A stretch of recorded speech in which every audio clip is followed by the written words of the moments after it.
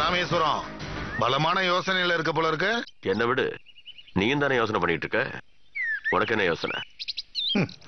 எனக்கு என்ன யோசனை இருக்க போது, எல்லாம் உன்னை பத்தி தான். 50 கோடி ரூபாய் கொடுத்தா பார்ட்னரா சேர்த்துக்கிறதா அந்த ராம்சந்த் சொல்றான். அதுவும் நாளைக்கே கொடுத்தாவணும்னு கெடு வச்சிருக்கான். எனக்கு ஒன்றும் பிரச்சனை இல்லை, நான் எப்படியாவது தயார் பண்ணி அதை அவங்ககிட்ட தூக்கி எறிஞ்சிட்டு பார்ட்னரா சேர்ந்துருவேன். ஆனா உன்னால எப்படி முடியும்?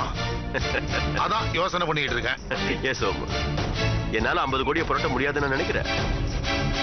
உன்னால எப்படியா கொடுக்க முடியும்? உங்ககிட்ட என்ன இருக்கு? உங்ககிட்ட இருக்கிற கைரேகையை தவிர 50 பைசா கூட கிடையாது. அப்படி இருக்கும்போது பணத்தை கொடுத்துருவேன்னு சர்வ சாதாரணமா சொல்ற. பணம் எங்கேயாவது வச்சிருக்கியா?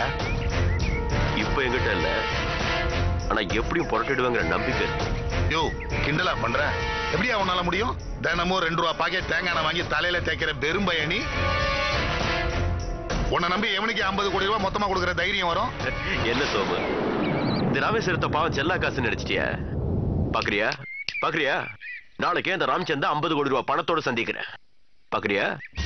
இல்ல ராமேஸ்வரம், 50 கோடி ரூபாய் கிடைக்க போகுதுங்கிற ஆர்வத்துல நீ இப்படி எல்லாம் பேசிட்டு இருக்க. சத்தியமா சொல்றேன், கனவுல கூட உன்னால இந்த தொகையை பெறட்ட முடியாது.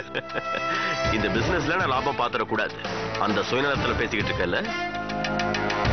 என்னால ஒரு காரியத்தை செய்ய முடியலன்னா அதை நான் சொல்லவே மாட்டேன்.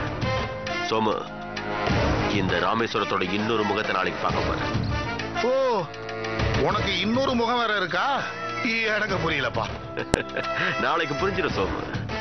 50 கோடி ரூபாய் பணத்தோட நாளைக்கு ராம்சந்த் சந்திப்பேன்ல, அப்ப புரிஞ்சிடும். வர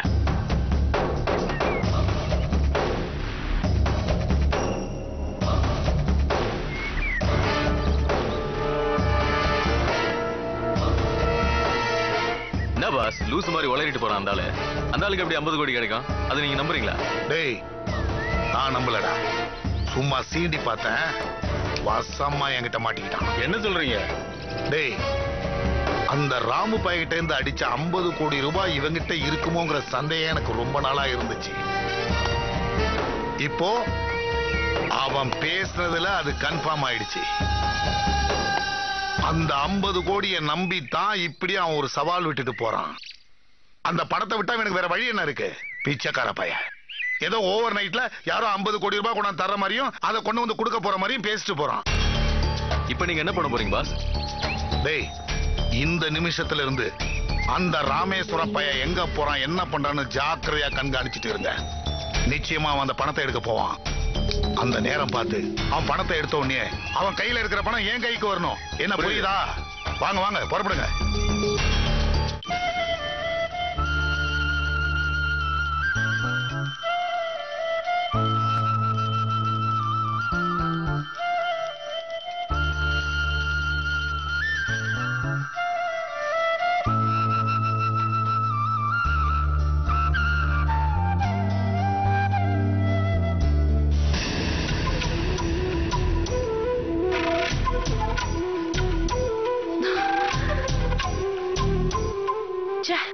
இவ வீட்டு வாசப்படியை மிதிச்சு வீட்டுக்குள்ள போய் இவளை எப்படி கூப்பிடுறது? இந்த சின்ன மாமனாருக்கு கொஞ்சம் கூட அறிவே இல்ல. இவளை போய் கூப்பிட சொல்லிட்டாரே. இவளுக்காக நம்ம கொள்கையில இருந்து ஒரு படி இறங்கி இவ வீட்டு வாசப்படி ஏற வேண்டியிருக்கு. என்ன பண்ணி தொலையறது? இவளை கூப்பிட்டா மாதிரியும் இருக்க கூடாது. சும்மா போற போக்குல இவளுக்கு ஒரு தகவல் சொல்லிட்டு போன மாதிரி இருக்கணும். ஆனா இவளை எப்படியாவது சுமங்கலி பூஜைக்கு வர வச்சிடணும்.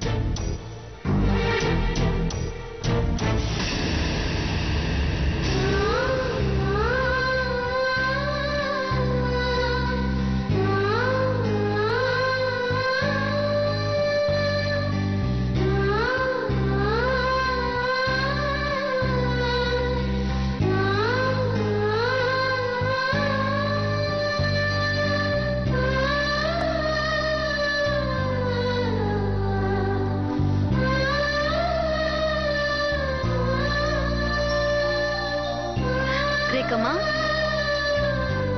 வாங்க வாங்க.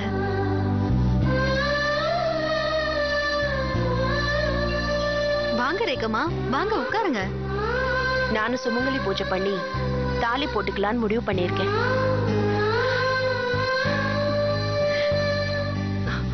இத இது பாரு கஸ்தூரி, உன் வழிக்கு நானும் வந்துட்டேன்னு ரொம்ப கர்வப்பட்டுக்காத.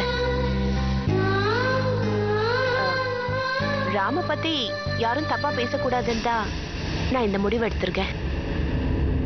சரிங்க ரேக்கம்மா. அப்புறம் என்னடா இப்ப போய் தாலி போட்டுக்கிறேன்னு சொல்றாளே, நாம கொடுக்கும் போதே தாலியை வாங்கி போட்டிருக்கலாமேன்னு மனசுக்குள்ள எகத்தாளமா நினைக்காத என்ன?